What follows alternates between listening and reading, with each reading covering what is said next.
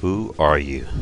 This question is a matter of the highest importance.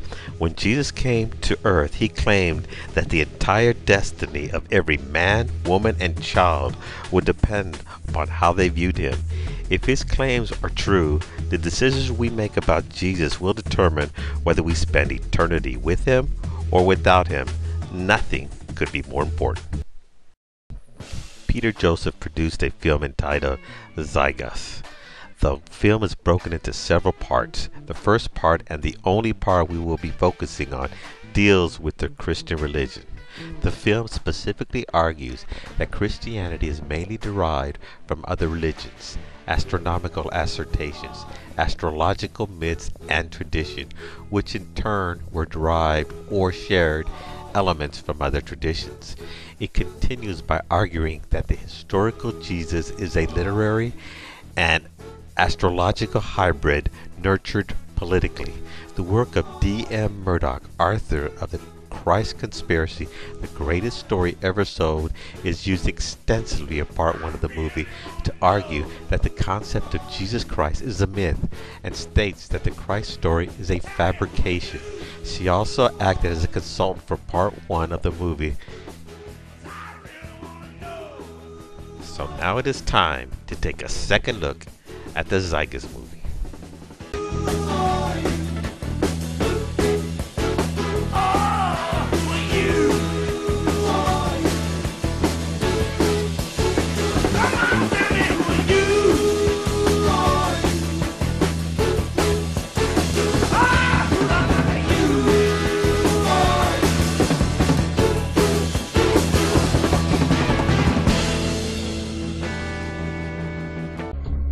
Now, probably the most obvious of all the astrological symbolism around Jesus regards the 12 disciples. They are simply the 12 constellations of the zodiac, which Jesus, being the sun, travels about with. The 12 disciples are chosen by Jesus, not because he was a stargazer, but because he was attempting to reform, and indeed reform Israel. The 12 disciples represent the 12 tribes of Israel, and Jesus promised that at the return of Christ, they will be sitting on 12 thrones, judging those 12 tribes. In fact, the number 12 is replete throughout the Bible.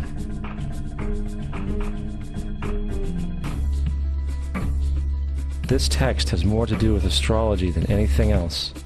The 12 patriarchs, 12 tribes of Israel, and 12 disciples of Jesus are supposed to match the number of the astrological signs. The problem with that reasoning is that Genesis was written around 1400 before Christ, with the actual events having occurred much earlier. History shows that the division of the stars' constellations into the 12 zodiac signs did not occur until the Babylonians made the divisions around the 5th century before Christ, that would make it 900 years later. And yes, 12 is repeated, but so are the numbers 3, 6, 7, and 20, which are considered holy and are repeated throughout the Bible. Coming back to the cross of the zodiac, the figurative life of the sun, this was not just an artistic expression or tool to track the sun's movement. I forgot to mention this earlier, so here I go. The movie is misleading the viewer by showing a modern zodiac wheel and incorrectly naming it the cross of the zodiac in the narration. The object is called the zodiac wheel by those who practice astrology. The zodiac wheel is also sometimes referred to as the Wheel of Fortune. Yes, like the game show. Or the Zodiac Wheel of Fortune. The reason this is misleading is because the narrator never mentions the names for what he is describing by their actual names, and the wording is such to give the impression that the name that the narrator or one of his sources has conjured up is supposedly somehow the actual name, even though there is no proof to back up such a claim. What makes the deceit most blatant is that the makers of the film used a very modern zodiac wheel that is printed with English words on it.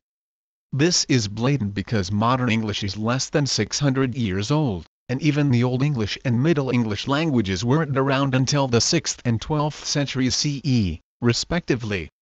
From the very beginning of the film, the narration is setting the viewer up with mistaken and misleading information. Furthermore, Throughout the film the narrator continually refers to the zodiac as containing 12 constellations, but that claim only applies to the pseudo-science of astrology.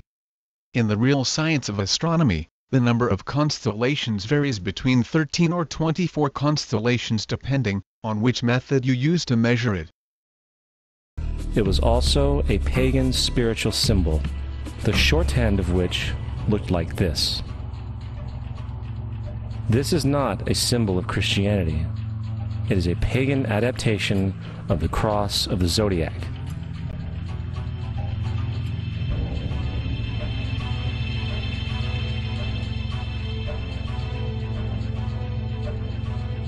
The history of the cross has very little to do with the zodiac. The cross is one of the world's oldest symbols, and is in every known culture from the Neolithic era and on. Therefore it is quite obvious why pagans would use such a symbol. Making a claim, such as this is not a symbol of Christianity is also very inaccurate. This is a very recognized symbol of Christianity, primarily because Jesus was crucified on a cross. Just because pagans used it before Christianity, does not mean that it is automatically not a Christian symbol. Especially when it has been used for 2,000 years. This is why Jesus in early occult art is always shown with his head on the cross, for Jesus is the Son of God, the light of the world, the risen Savior, who will come again, as it does every morning, the glory of God, who defends against the works of darkness, as he is born again every morning, and can be seen coming in the clouds, up in heaven, with his crown of thorns or sun rays. The film claims this is why Jesus in early occult art is always shown with his head on the cross. This is not the case. While it may be sometimes a cross of sorts, it is not the sun, rather it is a halo. Halos were very common for deities and other holy people around the 3rd and 6th centuries.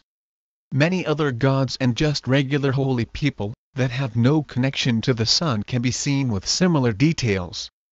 Besides the fact that the symbol of the halo has nothing to do with the origins of Christianity, the first Christians found the symbol unattractive, because of its pagan origins, and therefore they did not use it. However, they started to use it in art by the 6th century AD to depict, not just Jesus, but the Virgin Mary and other saints. Not only is the adoption of the halo in the 6th century too late to bear any relevancy to Christianity, I cannot find any reference that ties it to the zodiac.